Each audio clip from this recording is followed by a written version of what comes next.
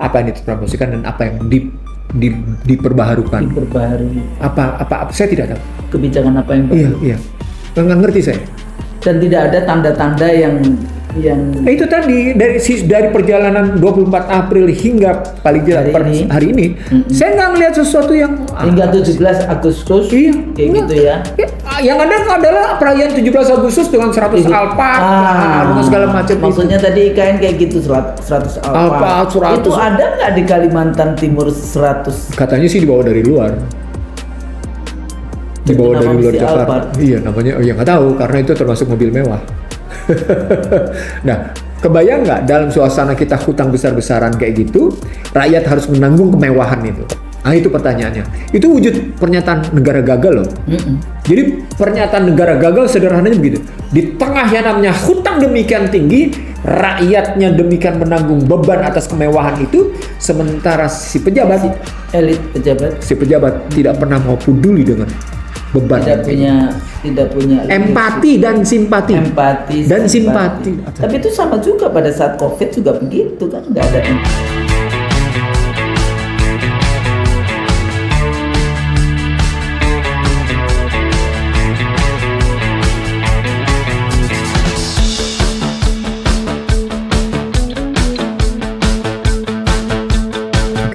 Bismillahirrahmanirrahim. Assalamualaikum warahmatullahi wabarakatuh. Waalaikumsalam warahmatullahi wabarakatuh. Alhamdulillah kita bisa berjumpa kembali dalam program IC Trilso Conversation to Scholars dengan sahabat saya Dr. Iksanuddin Nursi dan saya sendiri PhD. Apa kabar? Alhamdulillah. Saya harus nyebutin itu karena memang ada pergeseran feodalisme di Indonesia. Sejak yang namanya pendidikan menjadi sarana untuk mobilitas vertikal. Gelar jabatan guru besar menjadi sarana orang untuk menunjukkan bahwa dia adalah orang terdidik. Padahal guru besar enggak. Kan jabatan. Dan itu presiden. Iya. Kumpulkan aja itu, nggak tahu dari mana. Jadi ada profesor sebetulnya, ini karena ngomongin itu, ada yang selalu kita saya gitu ya, ada dua model. Profesi de la voix gitu ya. Jadi Anda memiliki pengetahuan, ya, Anda punya pemikiran, Anda khutbahkan pemikiran itu, dan Anda punya murid. Itu the real professor. Punya pengikut, punya murid, the real professor. Satunya lagi Profesor Kum. Itu ya. Kum. Karena yang nguji sana begitu, nguji. Maksudnya ya pemikiran, kemudian mengkhutbahkan. Saya suka menggunakan mengkhutbahkan pemikiran dibandingkan mendiskusikan gitu, karena pemikiran-pemikiran yang berangkat dari apa namanya kecerdasan akal yang dibeli oleh Tuhan kayak gitu kan, itu kan kemudian dikhutbahkan, kemudian dia punya pengikut. Nah itu yang real profesor. Cuma sekarang tapi kalau ada orang punya pemikiran, punya pengetahuan, menghutbahkan atau menularkan pemikiran itu ke berbagai kalangan, dan itu rutin dilakukan gitu ya, tapi tidak punya gelar profesor, gimana? Ibnu Khaldun ada profesor, Ibnu Taimiyah ada profesornya, Ibnu Sina ada profesornya, enggak. Aristoteles ada profesornya, enggak. Kalau mau ngomong kayak gitu, artinya that's a label. Judge a label. Makanya enggak, obrolan kita awal kayak gitu karena begini. Pergeseran feodal. Kenapa saya bilang pergeseran feodalisme? Dulu feodalisme itu basisnya adalah kerajaan kan, darah biru, darah biru kan masuk keturunan bangsawan, kan gitu kan. Betul.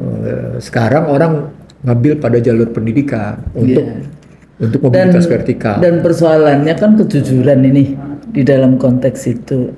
You have to achieve that process, label itu dengan segala apa yang namanya ikhtiar yang dilakukan, belajar, baca. Ya kalau kita baca Al-Alaq 1-5 itu kan, yang kenapa penting kayak gitu ya di dalam konteks itu. Nggak cuma baca aja, kalau pemirsa juga selalu melihat Allah dengan mencatat kan.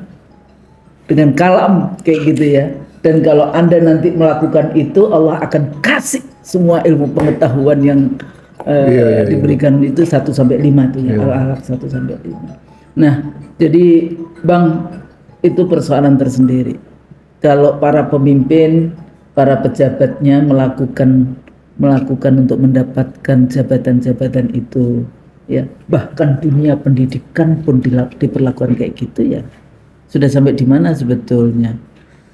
Kan Husnul yang bilang, kalau pendidikan tidak lagi menjadi sarana untuk remedi, menyelesaikan solusi dari semua persoalan, maka rusaklah bangsa itu. Dan itu ternyata rusak dari mulai input, proses, output, outcomes, multiplier efek-efeknya, semuanya rusak. Gimana tuh?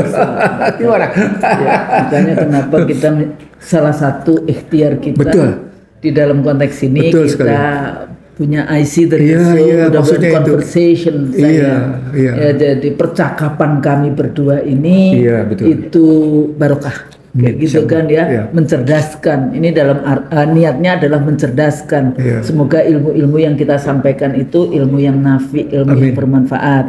Ya kan, walaupun bahasanya adalah bukan ilmu Al-Quran per se kayak gitu ya, tapi ilmu politik, ilmu ekonomi politik, sosiologi, hukum dan sebagainya. Tapi insya Allah dalam rangka untuk membangun masyarakat yang the virtue of politik sendiri adalah keadilan, ya jadi kesejahteraan, kebahagiaan dan sebagainya. Ya kalau politiknya rusak, semuanya jadi rusak. Oh, jadi sumbernya politik ya? Politik. Termasuk politik pendidikan. Lah kan pendidikan produk, kebijakan pendidikan produk dari politik. Hukum pasal-pasal produk dari politik. Kalau politiknya rusak, mau masuk di sana dengan cara tidak halal ya sudah. Multiply efeknya tadi dalam bahasa lain, kekuasaan adalah sumber dari segala sumber kebaikan atau kerusakan ya. Kebaikan atau kerusakan. Anda punya kekuasaan untuk dilakukan kebaikan itu Masya Allah. Kalau adil, Masya Allah, karena nanti juga kan yang pada saat Yaumil Hisab kan salah satu yang dilindungi oleh Allah itu adalah pemimpin yang adil. Iya.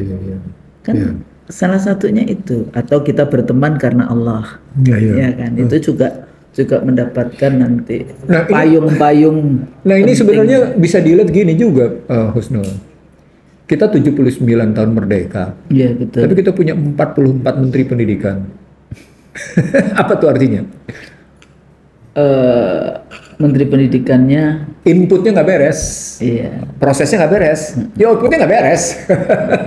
Dan ada ego ya, ego setiap kali Anda menjabat itu ada ego tersendiri untuk mengubah semuanya, tapi bukan mengoreksi, mengevaluasi mana yang perlu diubah dan mana yang tidak. Apalagi terus pendidikan dijauhkan dari agama. Nah, udah.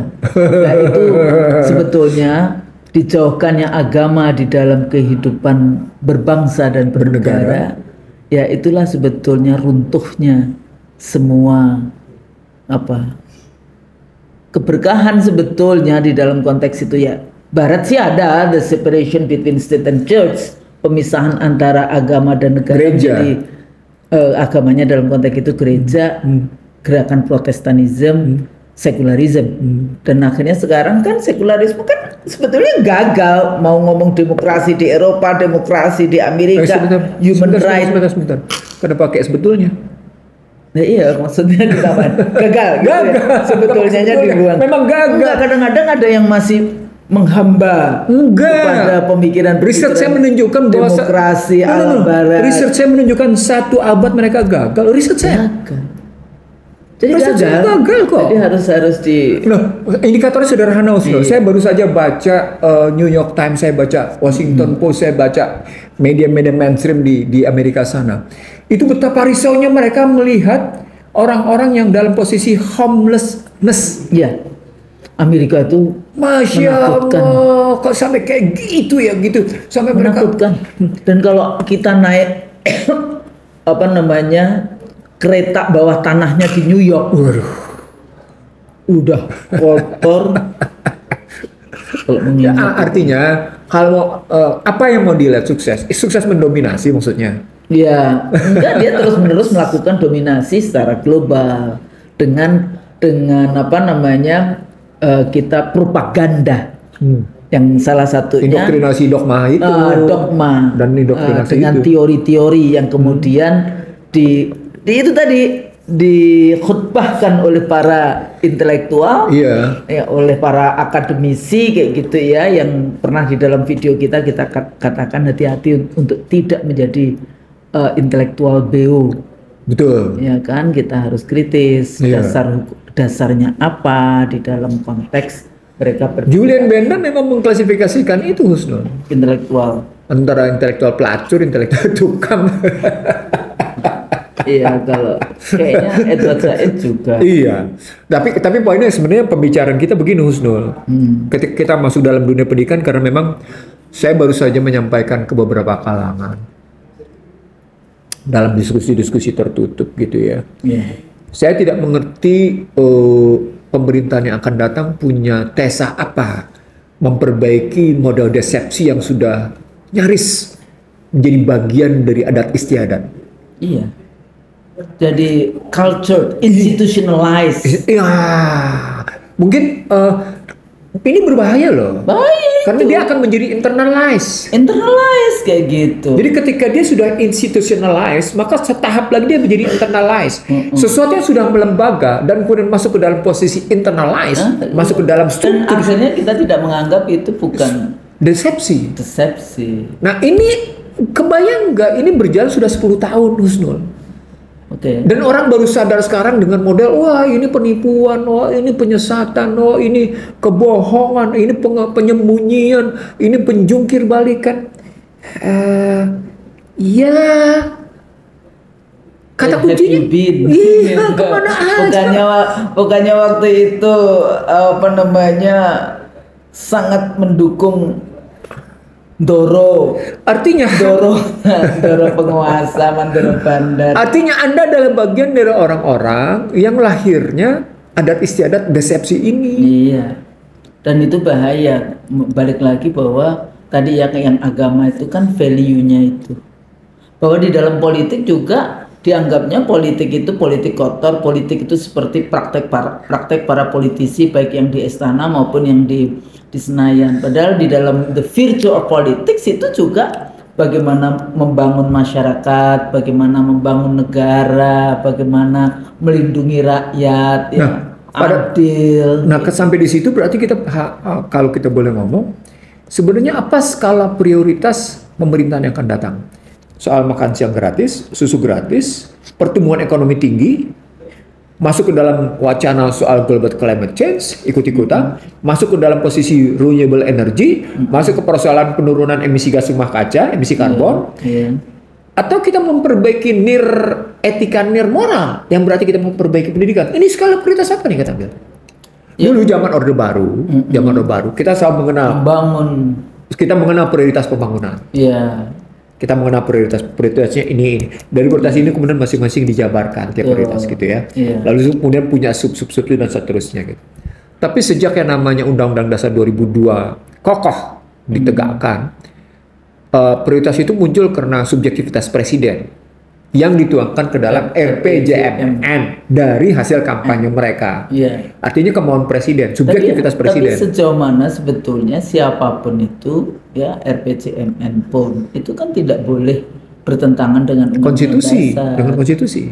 Artinya RPJMN itu mestinya tunduk dengan konstitusi. Turunan dari konstitusi. Betul, gitu, penerjemahannya. Walaupun mereka bilang, iya ini sudah turunan dari RPJP, Rencana Pembangunan Jangka Panjang Nasional, gitu ya.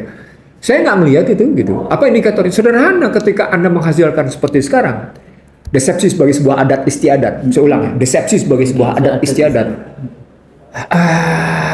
Customize. Betul. Customize. Ada problem besar berarti pada pendidikan. Ada problem besar pada perilaku pemimpin politik yang memberi contoh-contoh. Sorry itu sih harus dibilang buruk. Iya, teladan-teladan, kalau contoh teladan yang buruk, tidak elok, jadi buruk.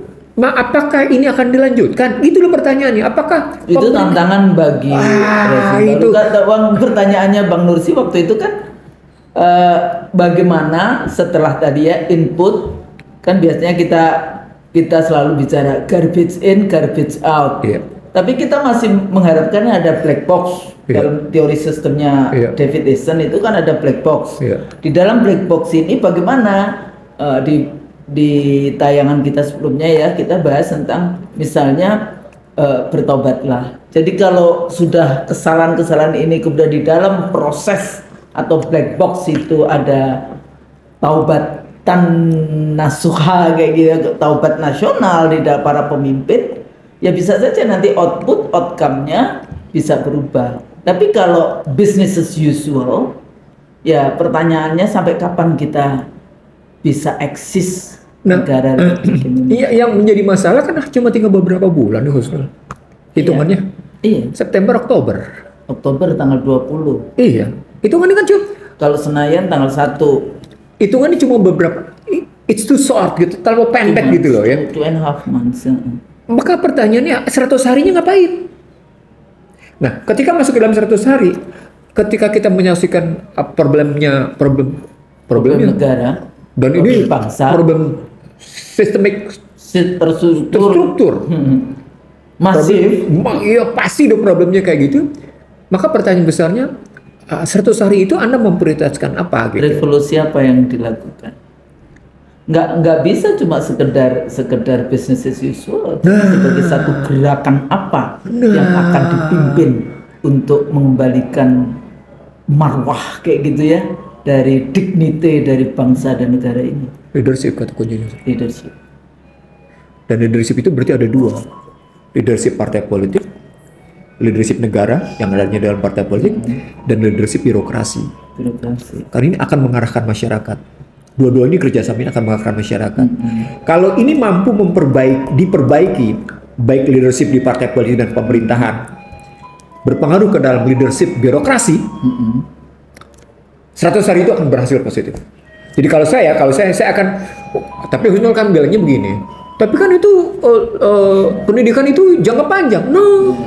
Gerakan yang jangka pendek, revolusi jangka pendek. Tapi kalau pendidikan ya panjang emang. Nah, karena itu kita berarti ketika kita bicara long term, maka kita harus terjemahkan ke dalam midterm. Dan harus kita terjemahkan ke dalam short term. Short term itu harus kita kelihatan ke dalam kemana arah 100 hari gitu. Iya, jadi kayak arahnya itu kemana ya? The avenue gitu ya, jalannya ini kemana di dalam konteks itu. Dan pertanyaan berikutnya kan berarti ada transisi Husnul. Transisi 10 tahun di bawah Joko Widodo dan pemerintahan yang akan datang. Apa yang ditransisikan? Apa yang ditransformasikan? Nah, mungkin gitu. Salah satunya IKN nih.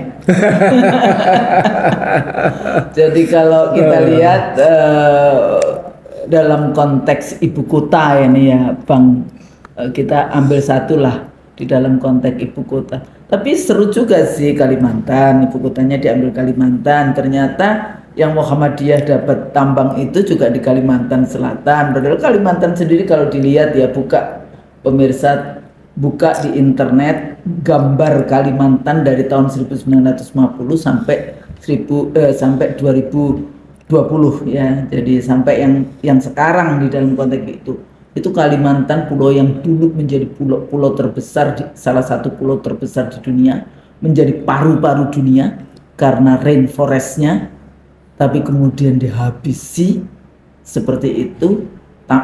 Air saja juga susah di sana karena sudah dirusak dengan penambangan batu bara, dan yang diberikan kepada ormas Islam ini batu bara, ormas-ormas agama ini batu bara ya, bukan nikel, bukan emas, bukan minyak, bukan gas. Sebetulnya kalau kita mau alternatif pembangunan sumber daya alam yang tadi bicara tentang depletion non renewable energy, ini yang renewable energy ya, bio something, biotermal, ada angin, ada matahari, ada macam-macam yang bisa dikembangkan dalam konteks itu.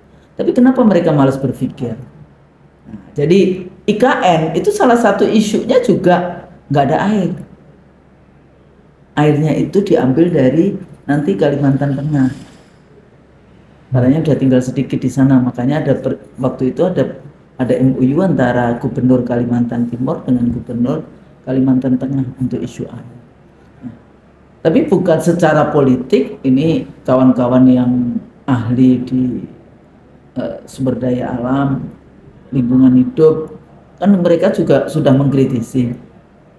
Nah, cuma persoalannya bagaimana sebetulnya tadi ya, kalau kita bicara konsisten, katanya mau pindahnya kapan, sekarang perdebatan karena pemerintah baru ya PS. Yang pasti kita tidak punya ibu kota sekarang. Iya, sudah nggak ada, karena ada undang-undang baru. Iya, dan nggak ada ibu kota. IKN belum bisa digunakan, Jakarta bukan lagi ibu kota. Nah, artinya Indonesia nggak punya ibu kota. Dan karena urusan ibu kota ini bukan urusan APBN yang kalau nggak ada undang-undang APBN baru maka menggunakan undang-undang APBN yang lama setahun sebelumnya. Lah kalau IKN nggak ya? Enggak. Jadi benar-benar nggak ada gitu aja. Nggak ada. Oh, itu makanya saya bilang transisi. Bertanggung jawab nggak sih? Makanya saya bilang begini loh, format berpikirnya menjadi 3 Husnul.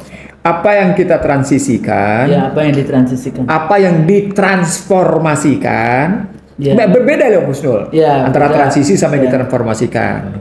Gitu kan? Gitu kan posisinya. Lalu yang ketiga, apa yang kita bikin baru?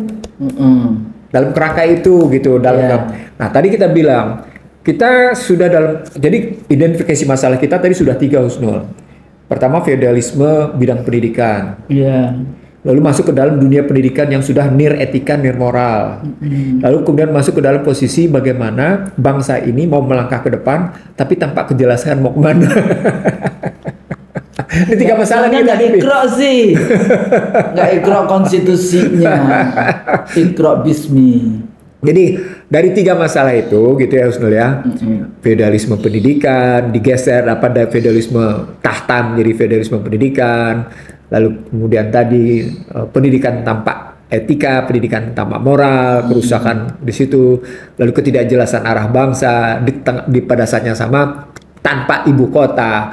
Maka pertanyaan besarnya 100 harinya mau kemana? Gitu. 100 harinya mau kemana? Itu timnya lagi sibuk bagi-bagi. Menarik Husnul. Sebenarnya pengumuman 24 April 2024 tentang siapa presiden terpilih yang kemudian bergeser disiapkan ke dalam pelantikan 20 Oktober itu kan butuh Mei, Juni, Juli, Agustus, September, Oktober 6 bulan Husnul. 6 bulan lah. 6 bulan itu cukup dong. Cukup untuk melakukan. Jadi dia tidak dihadapkan kayak dulu zamannya KPU 2004 itu kita putuskan itu 20 pokoknya 2 minggu sebelum, karena terakhir putaran kedua itu 20 September ya, putaran 2 tanggalnya, maka 3 minggu kemudian cuma seminggu sebelum 20 Oktober. Berasa gerusu ya? Enggak, artinya they have sometimes not dengan 6 bulan beda gitu. Itu artinya, maka pertanyaannya sebenarnya apa yang Anda transisikan? Kan nggak ada. Kecuali cuma sekedar pemerintahan. Ibu Keuangan, Menteri Keuangan. That's why orang sekarang sibuk dengan wah nilai tukar membaik, rupiah kembali menjangkau 15.900. Saya jawab sudah sederhana. Nah kecil juga bisa kalau basisnya utang. karena dia mencairkan surat utang. Maka terjadi penguatan nilai tukar. Cadangan devisa naik lagi langsung. Tapi karena utang. Iya, 145 miliar US dollar. Kalau kayak gitu sih, nggak usah Anda bergelar profesor doktor. Anda nggak usah sekolah di sana, nggak usah. Sekolah aja di bawah pohon. Orang di bawah pohon juga ngerti. Duit gue kurang nih. Gue ngutang supaya tambah nih dompet gue. Kenapa? Gue masih punya cadangan emas, gue masih punya emas. Orang percaya sama gue kok. Gue masih punya emas, gue masih punya nikel, gue masih punya. Ya gampang nih, ngutang. Isi dompet selesai. Padahal emas, nikel itu emang untuk lo. Enggak. Ya, artinya saya ingin mengatakan nggak usah sekolah kalau soal begitu gitu. Ya, betul. Artinya yang saya mau bilang di dalam sini. Anda ternyata mentransformasikan hutang, tapi bukan mentransisikan hutang. Itu bedanya. Yeah. Anda mentransformasikan hutang yang tadinya 8.384,4 triliun menjadi bertambah karena Anda dalam rangka memperbaiki rupiah. Kira-kira pertanyaan berikutnya, ini stabilnya sebentar, lama, atau kembali lagi naik? sorry pertanyaan usil nih. Iya, pertanyaan usil nih. Enggak, persoalannya tergantung kepada kebijakan berikutnya. Dia aware nggak dengan itu, atau nanti menumpuk utang lagi. Jadi continuity, ya, utang berkesinambungan. Kalau saya nggak jawabnya. Apa? Pasti melemah lagi. Oh, okay. Karena data saya 60 tahun yang pernah kita tampilkan di IC The Real Show, rupiah terus ambruk selama 60 tahun. Dari tahun 64 hingga hari ini, apalagi sejak yang namanya reformasi. Keambrukannya lebih parah dibanding 64 ke 97. Tapi sejak 97 hingga hari ini keambrukannya, terpukulnya, itu disitulah muncul tesa saya. Itu dulu yang sering kali kita sebut sebagai mafia Berkeley. Iya. Yang awal-awal Orde Baru. Yang outputnya menjadi fundamental makroekonomi Indonesia rapuh. Karena sebetulnya balik lagi ideologinya liberalisme dan neoliberalisme. Artinya tadi ketika saya tanya berapa lama lu bisa memposisikan stabilkan rupiah kayak dengan harga segitu? Ya, yes. Kan pernah saya masukkan dalam tes khusus. Jika kita terus menerus tidak normal, maka yang tidak normal secara terus menerus ini disebut sebagai abnormal kan? Yang abnormal berterus-terus terjadi, yang normal dong jadinya. Artinya rapuh. Dengan begitu rupiah akan jatuh lagi. Nah, itu artinya apa yang dipukul Sunul? Percaya diri Anda. Ketika percaya diri Anda, harkat martabat Anda dipukul terus-menerus kayak gitu. Anda kokoh nggak? Sebagai bangsa ya? Nggak kokoh, rapuh. Berarti. Tapi do they really understand? Apakah mereka betul-betul itu ngerti? Kan mereka harusnya mengerti dengan yang itu. Atau sudah yang seringkali kalau Anda sudah, ya kalau di dalam konteks bahasan kolbu gitu ya. Kalau dia sudah melakukan dosa, itu kan titik-titik maksiat, titik-titik tertutup semuanya, sehingga sudah tidak bisa melihat kebenaran, mendengar ya, sumempukmun umyum fahum lah ya, kilun lah ya, arjiun, yang kayak gitu-gitu. Bisa juga seperti itu. Jadi kalau hati kita bersih, kolbu kita bersih, ya kita bisa melihat itu dengan terang kayak gitu, sehingga kita bisa menyelesaikan segala persoalan tadi, apakah transisi, transformasi, kebijakan baru dengan terang. Di samping karena kita tidak bicara tentang kepentingan individu, tapi kepentingan bangsa dan negara. Kalau kayak gitu kan enak sebetulnya. Nanti mati semua kan, presiden juga mati, anggota DPR juga mati, kita juga mati. Nggak dibawa semua kan itu. Nah, jadi balik lagi, sejauh mana para aktor yang berada di dalam kekuasaan itu, terutama di bidang ekonominya, itu sebetulnya terus-menerus membangun diskursus, membangun pemikiran-pemikiran dan solusi-solusi ya untuk menyelesaikan masalah ekonomi bangsa ini. Kalau saya ngambilnya begini Mas Nur. Salah satu contoh begini. Apakah Joko Widodo kita bilang sukses mengatasi COVID? Enggak tuh. Kenapa enggak indikatornya? Gampang Husnul. Dia menempatkan manfaat besar-besaran dari bunga 0% dari BI. Sehingga pertumbuhan ekonominya tetap kayak gitu. Tapi dampak setelah itu kelihatan bisa bertahan. Kelas menengah turun. Dari 60 juta sekarang tinggal 52 juta. PHK juga di mana-mana. PHK di mana-mana. Anda boleh bilang enggak tuh bagus kok, pengangguran enggak, kemiskinan juga angka mereka bilang baik. Tapi pada saat yang sama Anda tidak bisa meyakinkan bahwa namanya daya beli bertahan. Anda nggak bisa. Ternyata daya beli menurun kok. Artinya begini saya mau bilang, itu kan tidak mungkin ditransformasikan oleh pemerintahan yang akan datang. Karena selama perjalanan 10 tahun kayak gitu, outputnya harga logistik tidak membaik, pangan juga jelek, harganya terus naik, energi apalagi, uang jatuh, seluruh yang terjadi kemudian deindustrialisasi. Semua gambaran itu terjadi. Import semua. Enggak gambaran. Nah, lalu apa yang bisa kita nyatakan bahwa kita ingin bangkit, transformasikan untuk dilanjutkan apa? Apa yang mereka selalu mengatakan, oh yang baik dilanjutkan, yang mana? Iya, yang mana? Oh kita sudah membangun, yang mana? kalau dulu kan janjinya yang 65 poin itu, tapi satu aja isu SMK. enggak lah, itu enggak usah dibahas, itu udah masuk kotak. Enggak, misalnya infrastruktur. Dulu Bang Nursi kan selalu mengatakan bahwa kenaikan infrastruktur tidak menyebabkan kenaikan kesejahteraan. Betul. Indikatornya sederhana. Indikatornya, dan itu ada. Iya. Angka-angkanya ada. Iya. Kayak gitu. Salah satu indikatornya sederhana, pada biaya logistik. Biaya logistik. Yang tidak membaik. Satu, yang kedua, dia tidak menghubungkan antara sumber daya, produksi dan distribusi. Dia cuma sekedar memobilisasi orang, tapi tidak kemudian memperbaiki mobilisasi itu dalam rangka percepatan. Itu. Dia cuma kemudahan yang terjadi adalah kemudahan transportasi itu bukan kemudahan transportasi publik. Pada saat swasta, pada saat bayarnya mahal. Pada saat yang sama transportasi publiknya terjadi seperti kereta api cepat Jakarta-Bandung. Gimana? Pada saat akhirnya rugi nggak karu-karuan. PT KAI rugi. Iya. Wika pun rugi. Wika rugi. Dia coba gimana?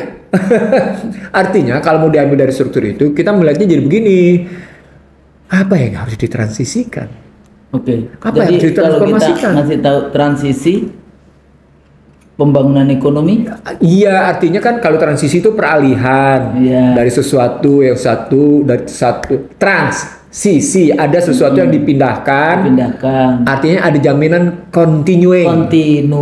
Iya, ada jaminan keberlanjutan. Apa? Kalau ditransformasikan dipindahkan, ya kan? Yeah. Ini kalau begini dipindahkan menjadi lebih baik begini. Apa itu gitu misalnya? Itu yang saya bilang tadi. Ini saya bingung. Jadi kalau pembangunan sosial ya pendidikan, kesehatan, perempuan, HAM, lingkungan hidup dan seterusnya. Tesis dunia dimanapun ketika kita bicara kesejahteraan itu cuma 3 kontennya. Ya. Pendidikan, kesehatan, lapangan kerja. Cuma 3 tesisnya. Ketika Anda tidak bisa menjamin bahwa pendidikan menjadi lebih baik, gitu ya, bahkan akhirnya menjadi nir etika, nir moral, apakah Anda sedang ada pejabatnya sendiri mengatakan, tersiere itu enggak wajib. Pendidikan tinggi itu tersier. Nyebutnya karena memang konstitusi bicaranya pendidikan menengah dasar, menengah, dia tidak bicara pendidikan tinggi. Ya tapi kan apalah takiluna fatalah karunnya. Nggak usah kita bilang tapi Husnul. Konstitusi itu memerintahkan mencerdaskan kehidupan. Bukan sekolah SD, SMP, SMA. Nah sekarang apakah dengan Anda bilang pendidikan tinggi adalah tersier, Anda sudah melakukan pencerdasan? Anda akan bilang, bukan tanggung jawab saya. Kalau gitu Anda jangan bilang Anda ada di Kementerian Pendidikan. Karena Anda berarti gagal, gitu loh logikanya. Mundur. Gitu, jangan begitu ngelihatnya gitu. Terjemahan begitu. Lagi karena kemarin ada yang bilang, Bu, saya suka mendengarkan yang konsep modern slavery system. Apa modern slavery system? Ultra modern slavery system di dalam konteks itu. Saya bilang iya, karena kita semua disuruh dia berpikir kita jadi buruh, jadi budak, ya, jadi buruh, budak, driver Gojek kayak gitu ya di dalam konteks ini. Sebetulnya ya salah satu kenapa lapangan kerja motor Gojek itu menjadi utama itu karena negara gagal memberikan lapangan kerja. Kan itu anak-anak muda. Jadi sudah sampai pada posisi negara gagal nih? Gagal. Gagal dong. Mestinya kalau mau ya, ini anak saya yang di RSCM, maksudnya di Fakultas Kedokteran dulu, kalau di tempat yang mayat, apa itu namanya? Kalau bagian dia sudah masuk ke mayat kayak gitu ya. Itu tiap hari itu tiap hari itu driver Gojek ada yang meninggal. Tiap hari. 1, 2, 1, 2. Itu RSCM doang loh. Belum yang lainnya. Dalam konteks itu. Artinya apa? Ya meninggal karena Allah ya memang umurnya sudah habis. Karena yang namanya negara dia tidak melindungi itu tadi di dalam konteks itu. Yang kedua lagi, coba negara kalau mau ngetes itu yang namanya driver Gojek yang sudah 2 tahun itu kira-kira paru-parunya bolongnya seperti apa, yang sudah 5 tahun paru-paru bolongnya seperti apa. Tapi karena negara tidak menjamin kesehatan rakyatnya, Dia nggak peduli bahwa kita negara membayari rakyatnya yang sakit karena paru-paru bolong gara-gara dia polusi naik motor yang seperti itu. Jadi rentetan kayak di Australia, Bang. Kenapa harga cukainya rokok itu sangat mahal? Karena ternyata ini ada hubungannya, negara membiayai kesehatan dan dari hasil kesehatan studinya mengatakan bahwa banyak sekali, jadi antara berapa cukai government revenue dari cukai rokok dan berapa negara mengeluarkan government spending untuk kesehatan karena related rokok, iya, ternyata mahal. Jadi sampai begitu loh hitungannya, walaupun saya tidak ahli ekonomi. Sebenarnya Indonesia juga begitu, sudah masuk ke situ. Tapi poinnya menjadi begini, Husnul. Ketika tadi Husnul bicara tentang negara gagal, saya ingat perdebatan ketika buku Daron Acemoglu Harvard bicara tentang failed state. Ya. Saya ingat saya berdebat di beberapa TV swasta gitu. Saya bilang saya nggak akan menggunakan konsep Barat. Tidak perlu saya menggunakan konsep Barat, saya bilang. Saya cukup menggunakan konsep sendiri. Konsep saya adalah konsep negara konstitusi. Iya, negara Republik Indonesia. Saya menggunakan konsep sampai seberapa jauh negara melindungi. Yang dilindungi apa? Saya bilang yang dilindungi itu masuk ke dalam, kalau pengertian dilindungi itu berarti Anda masuk postur pertahanan. Postur pertahanan pendidikan, postur pertahanan ekonomi, postur pertahanan hukum, postur pertahanan sosial, postur pertahanan budaya, postur pertahanan politik, postur pertahanan keamanan, postur pertahanan lingkungan, pangan dan seterusnya, ekonomi tadi. Ekonomi, postur pertahanan ekonomi dan industri pertahanan, semuanya ada di situ gitu. Nah, itu pengertian dilindungi. Berarti negara, berarti Anda tidak, perdebatannya menjadi berarti Anda tidak ikut masuk dalam free market mechanism. Saya tanya balik, free market mechanism itu apa? Apa Amerika, saat itu aja saya sudah bertanya, apa Amerika itu tidak melindungi pasarnya? Mereka menggunakan free market, tapi mereka sangat melindungi. Ini apa namanya? Mereka menggunakan pasal-pasal juga. Apa itu yang Food and Drug? Iya, FDA-nya. Iya, Food and Drug Administration. Salah satu contohnya paling sekarang, yang sekarang itu paling nyata adalah bagaimana keluar aturan baru dari Joe Biden yang meminta negara Malaysia, Korea Selatan, Singapura, dan Amerika sendiri untuk tidak mengekspor high bandwidth memory 3. Ini satu chip untuk pengembangan ChatGPT AI. Coba, karena dia bermaksud melakukan menjegal perkembangan AI GPT-nya Cina, gitu ya. Sementara dia mempertahankan posisi industrinya. Kan pertarungannya sudah artinya apa? Dia melindungi. Dia melindungi lagi, menaikin tarif soal industri perumahan dan semacam-macam gitu ya. Artinya kalau itu aja sudah dia lihat gitu. Dan saya nggak ngerti kenapa orang-orang itu nggak ngelihat betapa itu dimulai dengan permainan tarif. Kemarin kita coba-coba untuk kayak gitu di tekstil. Wah, ternyata ribut nggak kerukaran. Apa dampaknya? Wah, mahal PHK besar-besaran. Tekstil. Begitu juga namanya sepatu, alas kaki. Akhir tahun 80-an, waktu itu saya kritik. Kita mengkritikkan zamannya mahasiswa. Bagaimana Indonesia itu punya MOU dengan Amerika. Jadi Indonesia bisa mengekspor tekstilnya ke Amerika, tapi kita mengimpor film-film Hollywood yang bukan yang kelas A kayak gitu, yang kelas ecek-ecek itu B, C, D yang kayak gitu ke Indonesia. Jadi ini tidak kompatibel, yang satu tekstilnya, yang satu lagi value nilai, ya, itu yang lebih parah kayak gitu. Dan tidak mungkin tahun 80-an waktu itu kita tidak merasa karena yang tadi culture internalize itu membutuhkan waktu. Itu silent intervention. Silent invasion itu namanya. Ya sebetulnya invasi senyap. Itu kan perang juga. Campur tangan senyap. Yang Bang Nursi katakan sebagai hybrid war. Iya, hybrid war. Jadi tidak hanya cuma di kontak militer dengan senjata-senjata militernya, tapi dengan yang ya finance, migrasi dan hal-hal seperti itu. Jadi balik lagi Husnul, karena tadi kita bicara tentang negara gagal sudah kayak gitu lupa, maka sebenarnya pertanyaan besarnya menjadi transisi transformasi apa yang harus dilakukan oleh presiden terpilih dalam rangka mengatasi negara gagal gitu. 100 hari ini mesti bisa kejawab dong. Kira-kira dalam rangka menghadapi kenyataan negara gagal itu kayak gitu gimana gitu. Apa Anda menghadapinya dengan strategi bisnis as usual gitu, atau strategi bisnis as usual, bisnis as unusual. Atau kemudian Anda menganggap bisnis dalam posisi sudah bisnis busuk sebetulnya. Anda sudah dalam posisi the worst situation gitu. Karena tadi nilai etika berkembang di mana-mana, nirmoral berkembang di mana-mana. Tadi yang kita bilang tadi, yang Anda sebut sebagai sudah sampai pada posisi institutionalized. Kerusakan itu sudah melembaga gitu. Jadi kalau Bang Nursi selalu bicara leadership,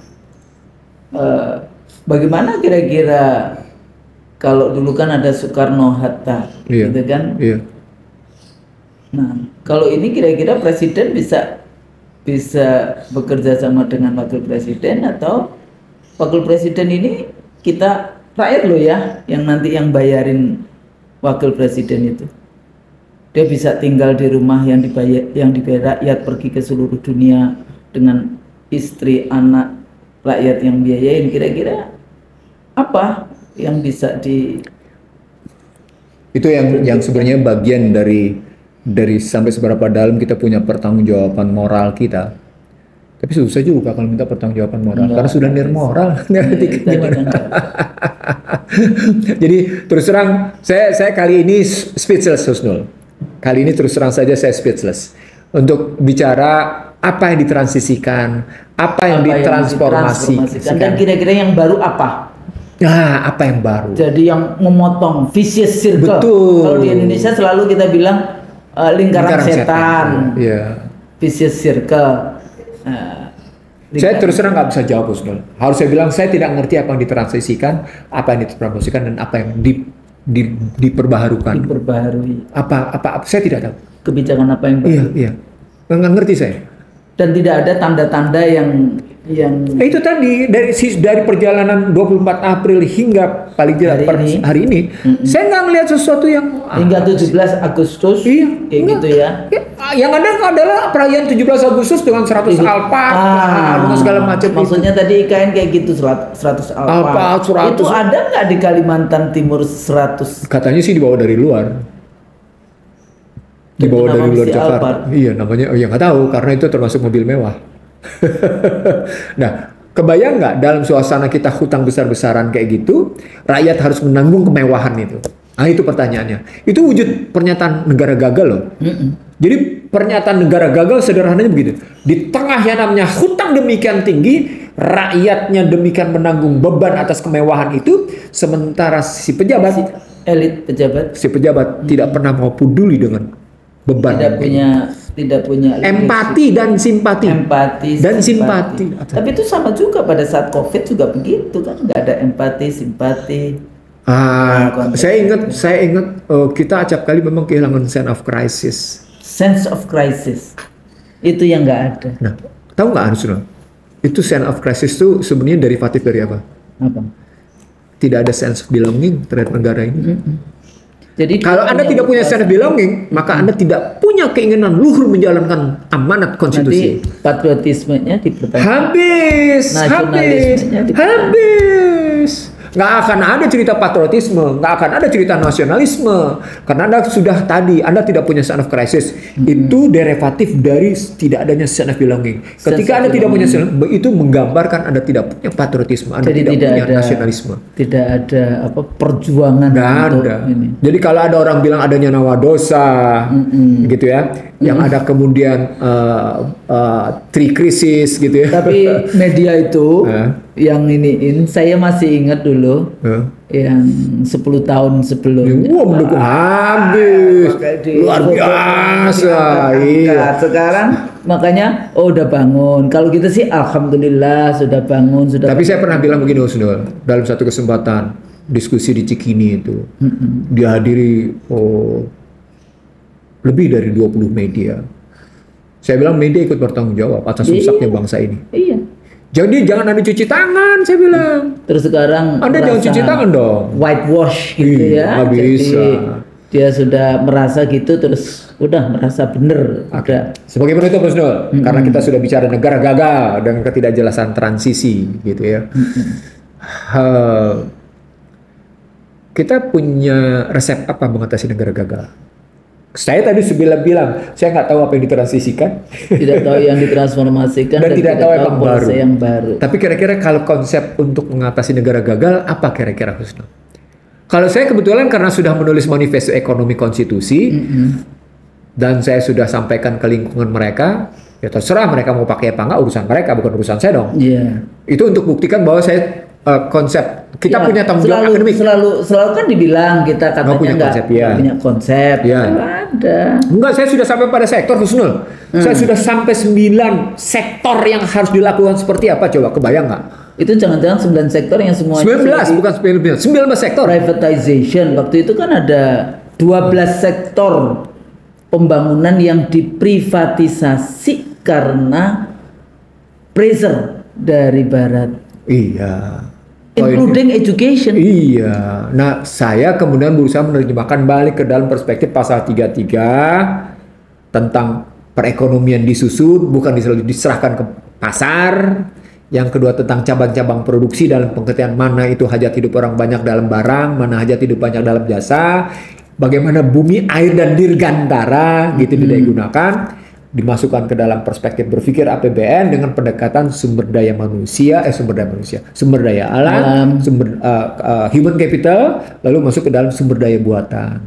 Lalu kita keterjemahkan ke dalam model sistem organisasi pemerintahan, karena memang sekarang dalam posisi sumber daya buatan menjadi basis segala-galanya untuk pengambilan kebijakan. Artinya, nah ini menarik nih sini. Artinya, ketika nanti pemerintah ini bekerja dengan data-data palsu, sampai datanya aja dipalsukan. Ketawa saya sudah. Sorry, bahwa tidak bermaksud ngejek ya. Tidak bermaksud ngejek. Bukan ijazah palsu ya ini ya. Data palsu.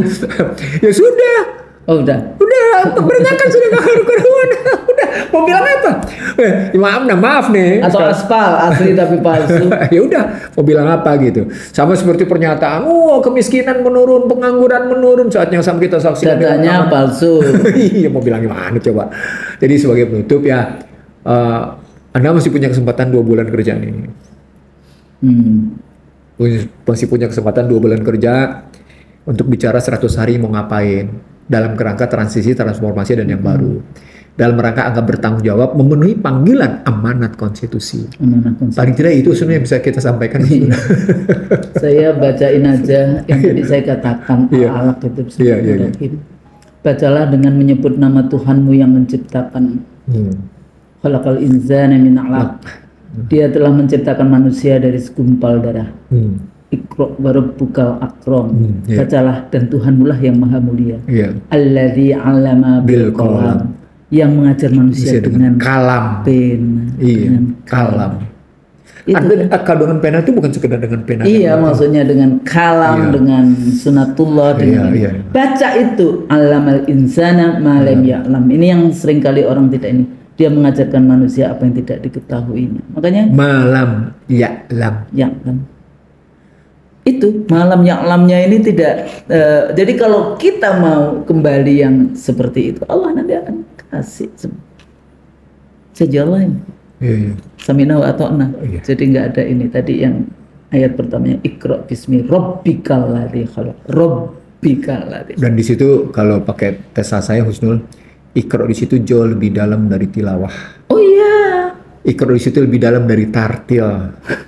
Iqra di situ lebih dalam dari ibadah, tauhid. Itu ceritanya. Amal soleh enggak. Saya paling tidak ini mengingatkan kalau kemudian nanti para pejabat itu ya bacalah loh apa yang Anda sekarang berkuasa. Kalau Anda tidak membaca amanah yang diberikan oleh Allah, kira-kira nanti seperti apa? Tidak hanya cuma di dunia, nanti juga di akhirat akan ditanya. Saya pikir itu. Jadi urusan apa namanya Alphard yang ada di IKN. Nah, air. Nanti kan juga tidak cuma Alphard aja kan, nanti di sana makannya dan sebagainya itu pasti kayak kemarin artis-artis dibawa semut kayak gitu. Apa? Itu kan cuma fashion kayak gitu. Desepsi itu sebenarnya. Ya desepsi ya. Desepsi itu. Ngabisin uang APBN saja, uang negara saja. Ya. Hanya untuk apa? Hanya untuk jargon propaganda, ya sepertinya bagus tapi intinya substansinya tidak. Tapi mudah-mudahan apa yang kita sampaikan conversation seperti ini banyak dilakukan ya teman-teman masyarakat, scholars dari Aceh sampai Papua ya dengan conversation ini maka kita bisa terus-menerus mengasah kalbu, mengasah pikiran kita, otak kita supaya kita bisa menjadi negara yang baldatun thayyibatun warabun ghafur. Amin ya rabbal alamin. Kalau salah kami mohon maaf. Assalamualaikum warahmatullahi wabarakatuh. Waalaikumsalam warahmatullahi wabarakatuh.